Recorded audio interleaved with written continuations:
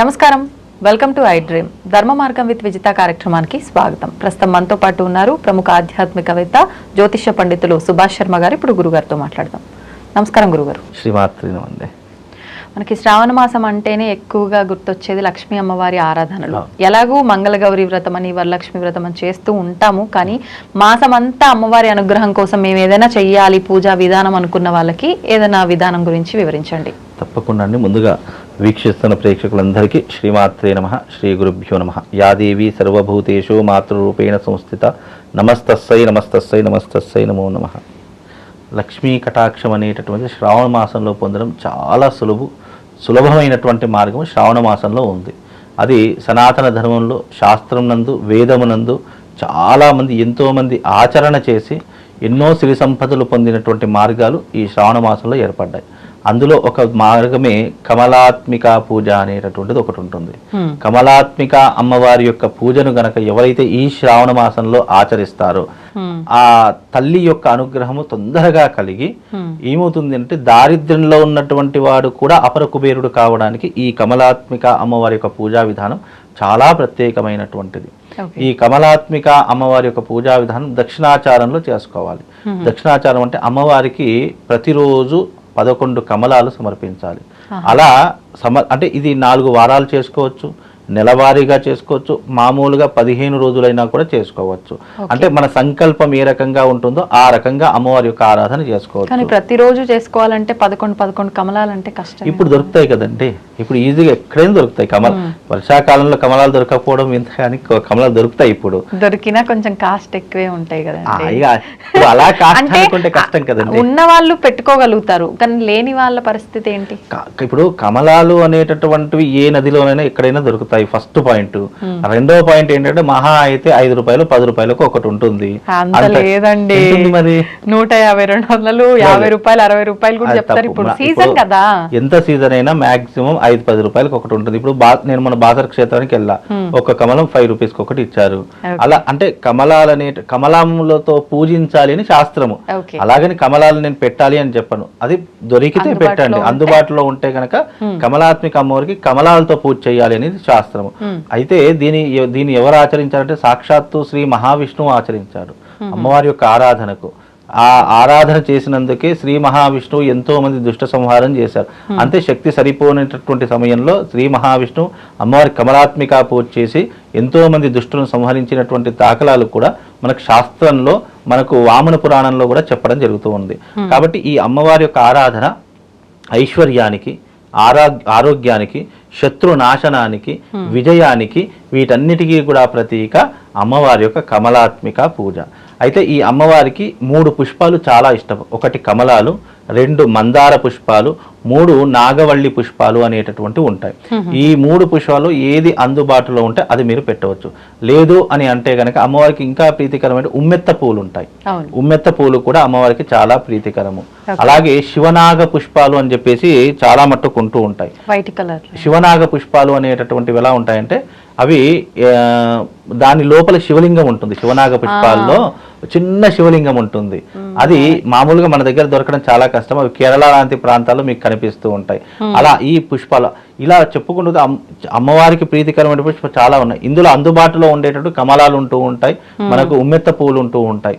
కాబట్టి మీకు ఏది అనుకూలంగా ఉంటే ఆ పువ్వులతో మనం పూజ చేస్తే, అలాగే మందార పుష్పాలు ఇవి కూడా అందుబాటులో ఉంటాయి. ఇది శివనాగ పుష్పము అనేటటువంటి చాలా ప్రతీక. కాబట్టి ఈ పుష్పాలతో అమ్మవారిని పూజించాలి.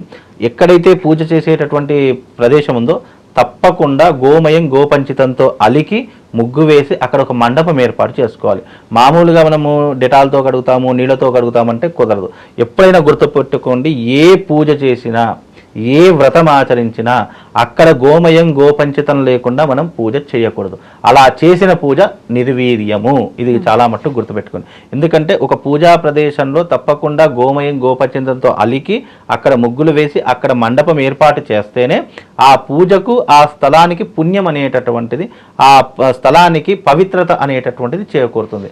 కాబట్టి ఈ కమలాత్మిక అమ్మవారి యొక్క వైభవం గురించి మనకు దశమహావిద్యలలో మనకు తెలపడం జరుగుతూ ఉంది. ఈ కమలాత్మిక అమ్మవారి యొక్క ఆరాధన ఇంద్రుడు చేశాడు, అలాగే విష్ణుమూర్తి చేశాడు, అలాగే శచీదేవి చేసింది. ఇలా ఎంతో మంది దేవతలు ఆచరించి ఇంద్ర పదవిని పొందారు. అలాగే ఎంతో మంది శత్రువుల మీద విజయం సాధించారు. ఎంతో మంది అనేక రకములైనటువంటి రోగాల నుంచి దూరమైపోయారు. ఇంట్లో మనశ్శాంతి లేనటువంటి వారికి మనశ్శాంతి కూడా చేకూరుతూ ఉంటుంది. ఇలా మన సంకల్పం ఏదైనా సరే అది గనక కమలాత్మిక అమ్మవారి యొక్క పూజా విధానం గనక చేసుకుంటే వాళ్ళకు తీరనటువంటి కోరికంటూ ఏదీ లేదు. ఈజీగా అంటే ఈ శ్రావణ మాసంలో సులువుగా చేసుకోవాలి, ఈజీగా మనకు తొందరగా మనకు అమ్మవారి యొక్క అనుగ్రహం కలగాలంటే కమలాత్మిక అమ్మవారి యొక్క పూజ చాలా వైశిష్టమైనటువంటిది. ఇప్పుడు చాలా వరకు మనం ఏ పూజ చేసినా, నిత్య పూజ అయినా, ఏ విశేషమైన పూజ అయినా బ్రాహ్మీ ముహూర్తంలో అంటారు.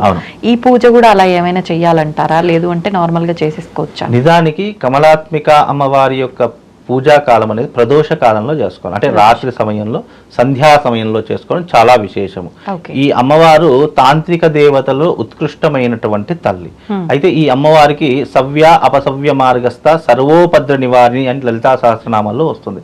అంటే అమ్మవారికి సవ్యంగా పూజలు ఉన్నాయి, అపసవ్యంగా పూజలు ఉన్నాయి.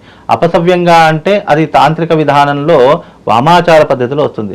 అలాగే ఈ యొక్క తాంత్రిక విధానంలో మనం మామూలుగా దక్షిణాచారంలో చేసుకోవడం చాలా, అంటే ఇంట్లో చేసుకునే వాళ్ళు, దేవాలయాలలో చేసుకునే వాళ్ళు ఈ రకమైనటువంటి విధానాన్ని పాటిస్తారు. అమ్మవారికి చక్కగా ఒక యంత్రం ఉంటుంది. ఆ యంత్రం అనేటటువంటిది అమ్మవారి ముందర వేసి మామూలుగా చేతితో వేసేటటువంటి అష్టదళ పద్మం కావని, లేదు అంటే శ్రీయంత్రం కానీ, అంటే 4 ద్వారాల ద్వారా వేసే శ్రీయంత్రం కానీ వేసి అమ్మవారికి పూజాది క్రతువులు ఆచరణ చేసుకోవాలి. అలాగే అమ్మవారికి సంబంధించినటువంటి చిన్న యంత్రం దొరుకుతుంది, అది పర్సులో పెట్టుకునేటటువంటి యంత్రం. ఆ యంత్రాన్ని కూడా పెట్టుకొని పూజ చేయడం ద్వారా ఇంట్లో అష్టలక్ష్ములు సిద్ధిస్తాయి అనేటటువంటిది శాస్త్రవచనం. ఈ రకమైనటువంటి పద్ధతి ఇంకా చాలా మట్టుకు అమ్మవారి యొక్క వైభవం చెప్పడం జరిగింది. మామూలుగా ఇంట్లో మనం వ్రతం లాగా చేసుకోవాలి అంటే ఈ కమలాత్మిక అమ్మవారి యొక్క ఆరాధన చేసుకోవడం, కలశ స్థాపన చేసుకోవాలి, దీపారాధన చేసుకోవాలి, గణపతి గౌరీదేవిని ఆరాధన చేసుకోవాలి, నవగ్రహాలను ఆరాధన చేసుకోవాలి. కమలాత్మిక అమ్మవారి యొక్క చిత్రపటం దొరుకుతుంది, దొరికితే గనక మీరు పెట్టుకోండి. దొరకకపోయినా కలశం పెట్టి పూజ చేసినా కూడా విశేషమైనటువంటి పుణ్య ఫలితాలు కలుగుతాయి.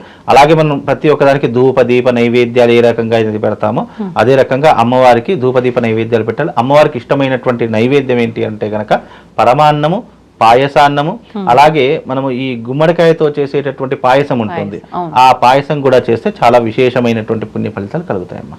ధన్యవాదాలు. And for more videos, please subscribe to iDream. Please subscribe to iDream. Please subscribe iDream. And please subscribe to iDream. For more videos, subscribe to iDream. please like, share and subscribe to the channel. Congratulations, iDream. Subscribe to iDream. Subscribe to iDream. So subscribe to iDream Media. iDream ki iDream team andarki huge congratulations. Please subscribe iDream Media. Please subscribe to iDream. Subscribe iDream. Please subscribe to iDream. iDream అంటే నా కళల channel subscribe చేసుకున్న note జరుగుతలేదు, మీరైతే గంట గుర్తు కొట్టండి. For more such videos, please subscribe to iDream.